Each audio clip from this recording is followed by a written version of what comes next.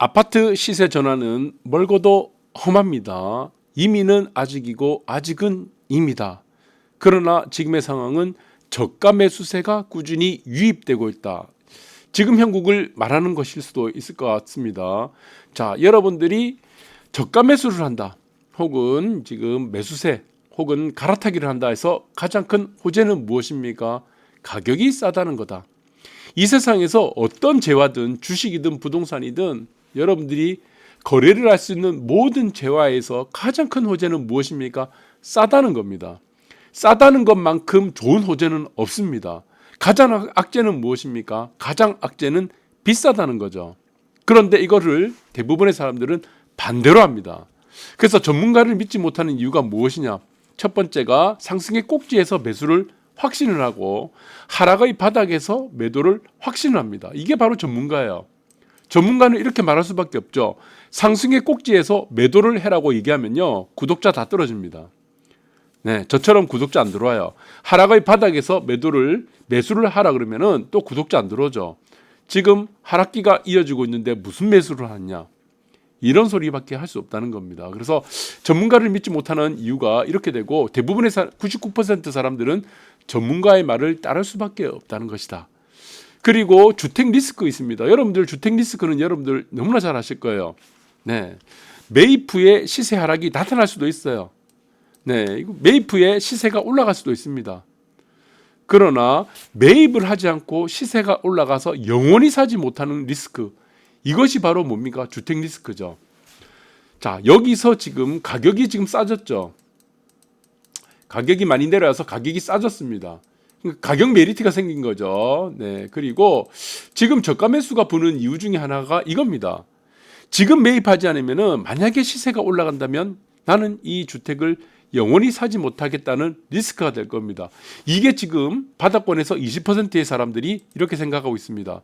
그래서 바닥권이 되게 되면은 시세가 올라갔다 내려갔다 하죠. 바닥에서 무주택자는 20%밖에 사지 않습니다. 네, 총 매수세 중에. 자, 꼭지에 이르게 되면 어떻습니까? 여기가 꼭지가 되겠죠. 꼭지에 이르게 되면은 무주택자가 매수하는 비율이 80%입니다. 네, 거꾸로죠. 바닥에서는 무주택자가 20%밖에 사지 않아요. 그러나 시세 꼭지에 이르게 되면 무주택자는 80%가 매입을 합니다. 보통 이렇습니다. 그래서 전문가의 말을 듣기 때문이다. 이렇게 여러분들이 이렇게 정리를 하시면 될 것 같고, 자, 그래서 지금 시세가 올라가서 영원히 사지 못하는 리스크, 이것이 바로 리스크인데, 주택 리스크인데, 매입해서 시세가 올라가든 내려가든 이것은 큰 의미가 없다는 겁니다. 사실은. 왜? 나만 떨어지는 것이 아니기 때문에. 대한민국 사람들은 아주 특이해요. 어떻게 특이합니까? 모두 다 떨어지면요, 큰 불평이 없습니다. 아, 그렇구나. 세상사 다 그렇구나. 이렇게 생각하는데 내 것은 떨어지고 남의 것이 올라가면요, 화병 걸립니다. 네, 이거를 우리가 전문 의학 용어로 화병이라고 하죠. 그러니까 다 같이 떨어지면 상관없어. 그런데 나는 주택을 가지지 않고 혹은 내가 갖고 있는 아파트는 떨어지는데 나는 주택을 안 샀어. 시세는 올라갑니다. 화병 걸려서 이거 오래 못 삽니다. 자, 그래서 이 리스크가 크다는 것이다. 그래서 지금은 가격 메리트가 있기 때문에, 자, 어떻게 80% 사람들은 갈아타기를 하겠죠. 지금 하락기니까 20%는 네, 지금 이제 10% 사람들만 바닥권에서는 매입을 하게 될 겁니다. 이때 알면은 갈아타기를 할 수 없다는 생각들. 자, 이 부분이 가장 크고 첫 번째가 되겠죠. 네, 두 번째 저가 매수가 부입되는 이유가 무엇입니까? 네, 인구 감소입니다. 인구 감소. 왜 갈아타기를 하겠습니까? 왜 갈아타기를 하죠? 인구가 감소하면 어떻게 되겠습니까? 양극화가 나타납니다. 인구가 감소하는 국가와 도시에서 가장 1순위는 무엇입니까? 네, 유동인구입니다. 일본의 사례가 그렇게 보여줬습니다. 유동인구가 땅값을 좌우하고 아파트 주택 가격을 형성하게 됩니다. 그래서 외곽 쪽이 어떻게 되겠습니까? 시세가 몰락하게 되는 거죠. 외곽의 범위가 점점 넓어집니다. 핵심지로 몰리기 때문에 지금 기회 아니면은 어차피 갈아타기 어렵다라고 생각을 하는 것 같습니다. 자, 그래서 지금 인구가 가장 큰 문제죠. 네, 지금 인구가 지금 지속적으로 지금 이렇게 2020년부터 이제 감소하는 추세인데 이 감소하는 추세가 급격하게 나타날 수가 있다. 언제부터? 최소 10년에서 15년 이후부터.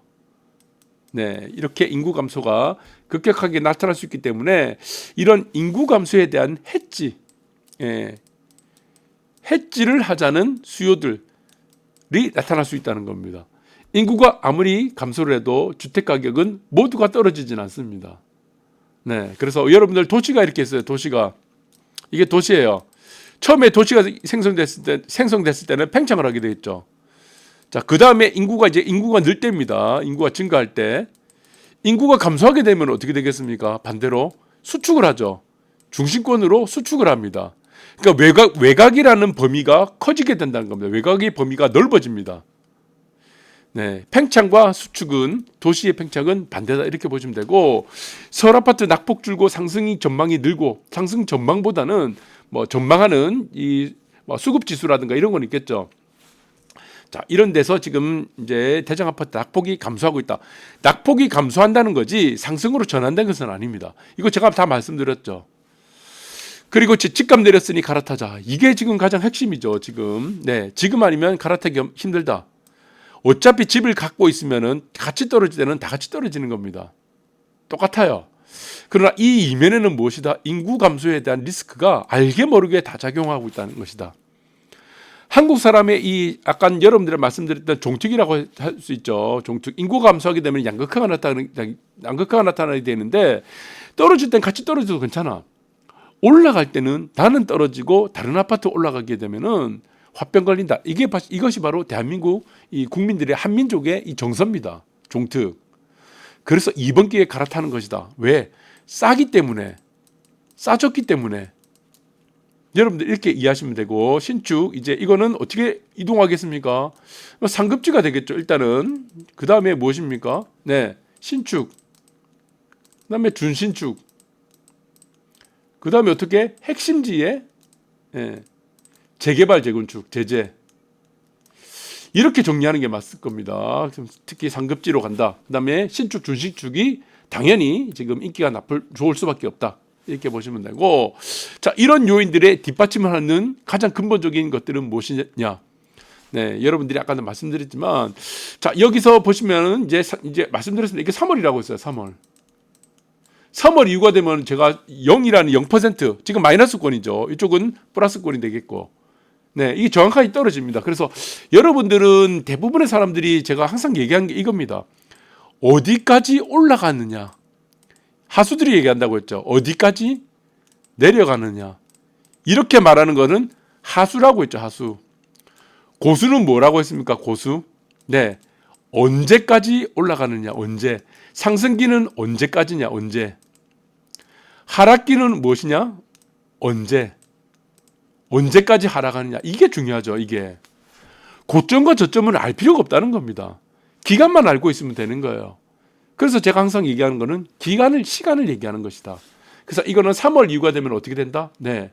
근데 여기는 이제 많은 사람들이 전문가들이 이렇게 얘기할 거예요. 뭐 지금 뭐 미국의 네, 지금 뭐 CPI도 마찬가지고, 네, 그리고 지금 개인 소비 지출도 마찬가지고, 네.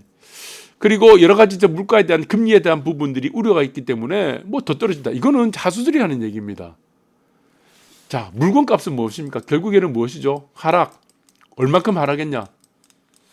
자, 이 얼만큼 하락했냐가 중요한 건 아니죠. 결국에는 무엇입니까? 네, 이 가치에 비해서 얼마냐 한 거죠. 결국에는 이 싸다의 개념입니다. 싸다. 결국에는 가성비다. 네, 싸고 좋은 거는 사람들이 무조건 사게 되어 있다.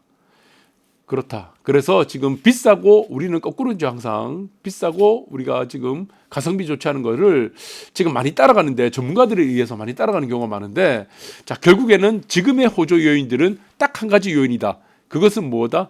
싸다는 거, 싸졌다는 거다. 그럼 왜 싸졌는데 왜 자꾸 이동을 하려고 하는 거죠? 갈아타려고 하는 거 왜입니까? 결국에는 인구입니다. 인구 문제는 여러분들이 절대로 벗어날 수가 없어요. 이거는 여러분들이 평생 우리 대한민국에서 지금 이 문제는 안고 가야 됩니다. 그런데 이 안고 가는 왜 문제입니까? 이게 정치권에서 이걸 해결할 의지가 없습니다. 정치권에서 해결 안 합니다. 왜? 이거는 여러분들이 지지율이라든가 이거 해결한다고 지지율 올라가는 거 아니에요. 그리고 뭡니까? 유권자들 표 도움이 안 된다는 얘기예요. 그러니까 이거를 해결할 의지가 없다는 겁니다. 이거를 해결하는 방법 두 가지밖에 없다고 했죠. 돈이 안 드는 방법이 있습니다. 여성들 징집하면 돼요. 여성 징집제를 하면 되죠. 징집을 하면 되죠. 그 다음에 무엇입니까? 현금. 간접 지원하지 말고 현금으로 어떻게 직접 지원하면 끝난 얘기입니다. 이거 안 하니까 어떻게 됩니까? 사람들이 이 인구 감소에 대한 리스크를 어떻게 벗어나야 된다는 것밖에 없습니다. 해지를 할 수밖에 없다는 거예요. 그러니까 이번 기회에 싸졌으니까 이동해야겠다는 이 방법밖에 없다는 거죠. 왜? 집은 없어질 수가 없으니까. 그렇죠. 주택은 없어질 수가 없습니다. 아파트는 없어질 수가 없는 거예요. 그러나 외곽의 범위는 넓어진다는 겁니다. 그래서 이 부분들이 5천만 명 붕괴가 앞당겨진다. 이건 저는 초읽기라고 보고 있는 거고, 이 부분이 저는 앞으로의 주택시장을 완전히 뒤바뀔 거라고 보고 있습니다. 네, 그래서 미분양과 신고가는 공존하는 시대라고 했습니다. 제가 재작년부터 한국의 출산율 0.78명인데 정말 큰 쇼크는 뭡니까? 서울이에요, 서울. 서울은 인구 감소가 전국에서 가장 크게 나타난 겁니다. 인구 감소가 가장 크게 나타난 곳이 서울이고 출산율도 0.59명으로 가장 쇼크가 큽니다. 그러니까 지금 뭐 서울 사람들이 무엇을 하려고 합니까? 이동을 하려고 하는 거예요. 이동. 상급지 아니면은 상급지 쪽으로 그리고 신축, 준신축으로 싸기 때문에 이때 아니면 움직일 수 없기 때문에. 그리고 지금 부산도 마찬가지예요. 부산은 서울보다 좀 낮습니다. 서울보다 인구 감소가 작죠. 그리고 출산율은 그나마 높습니다. 서울보다. 그런데 0.78명이 우리 2022년도 평균 출산율인데 평균 출산율보다 낮습니다. 그리고 전국 지자체 중에 최하위권이에요. 자, 전국에서 0.78명인데 도표 보시면 나와 있습니다. 서울이 0.59명. 제일 심각하죠. 인구 감소 그리고 출산율이 가장 낮고 그다음에 부산이다. 그러니까 서울, 부산이 항상 문제입니다. 그러니까 이 말이 무엇이죠? 다른 거 보시면 대구부터 시작하고 다른 거는 대부분 0.78명 근접에 있어요. 서울, 부산이 무엇이 나타나는 얘기입니까? 이게 양극화가 심하게 나타난다는 얘기예요. 앞으로. 특히 부산 같은 경우는 이 양극화가 얼마큼 심하게 나타나느냐. 여러분들이 아직까지는 외곽이라고 생각 안 하는 곳들이 외곽으로 분리됩니다. 외곽의 범위가 넓어진다고 했죠. 금정구 지금 보시면은 금정구도 마찬가지고 동래구 앞으로 10년 안에 이거 외곽으로 분리됩니다. 외곽. 결국에는 도시의 인구가 줄어드는 곳은 무엇으로 결정됩니까? 집값이. 네, 유동인구. 부산 같은 경우는 해양도시죠. 바다를 끼지 않으면 살아날 수 없습니다. 해양도시. 결국에는 해운대, 광안리, 수영구, 해운대 쪽으로 밀집될 수밖에 없다. 네, 해운대. 지금은 이거 시세에 표 안 납니다. 네, 해운대, 광안리 쪽이 될 수밖에 없다는 논리밖에 없습니다. 왜? 관광지거든. 예, 일본의 도쿄도 마찬가지입니다. 살아남은 곳이 어디죠? 관광지입니다. 유동인구가 늘어났던 곳. 그래서 여러분들이 서울도 나름대로의 여러분들이 정리를 해야 되고 부산도 이제는 정리를 어느 정도 이제 관점에 대한 정리를 해야 될 것으로 보입니다. 그리고 지금의 저가 매수세가 부는 것은 신규 매수, 무주택자가 매수하는 것은 20% 비율밖에 안 되고 80%는 무엇이다? 네, 이동하는 겁니다. 이동. 왜 이동을 합니까? 인구 감소에 대한 해지를 하기 위해서 위험을 리스크를 피하기 위해서 하는 것이다. 저는 이것이 암묵적으로 모든 사람들에게 지금 뇌리에 박혀있다 이렇게 보고 있습니다. 그래서 여러분들이 앞으로 지금 시세가 오르냐 내리느냐 이 부분도 중요하지만 전략적인 부분들 정치권에서는 이건 해결할 일이 없습니다. 절대 해결 안 합니다. 대한민국 망하든 말든. 네, 무슨 지금 이민청을 만드느니 이런 이딴 소리를 지금 하고 있기 때문에 여러분들이 각자 도생하는 수밖에 없다. 전략적으로 여러분들이 잘 분석하시기 바라겠습니다. 감사합니다.